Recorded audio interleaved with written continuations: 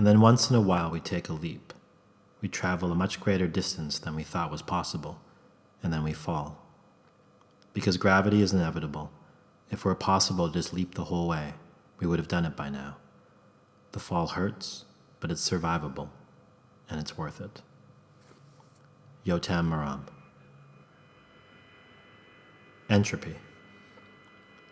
The way of the world is impermanence, the tendency of atoms to drift, disperse. Entropy. An entire engine gently pulling itself apart.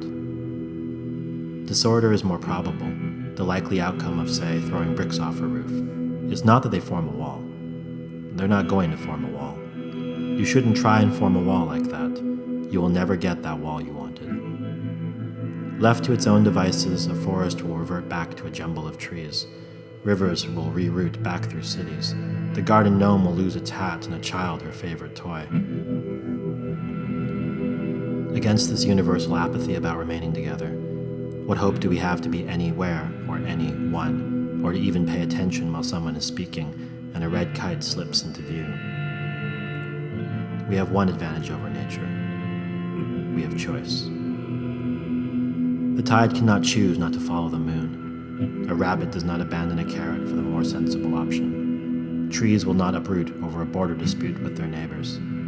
A frog, desperately tired of both the land and the water, will not then take to the sky to enjoy the view with the pigeons.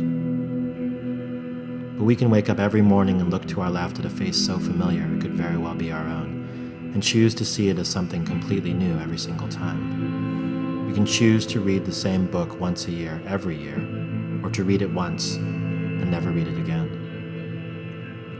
We can choose to get onto the bus, the last one to leave that night, and to wait until it is just far enough outside the city that you can only make out the tops of those two familiar buildings, and then, and only then, to open the envelope and discover what his answer was.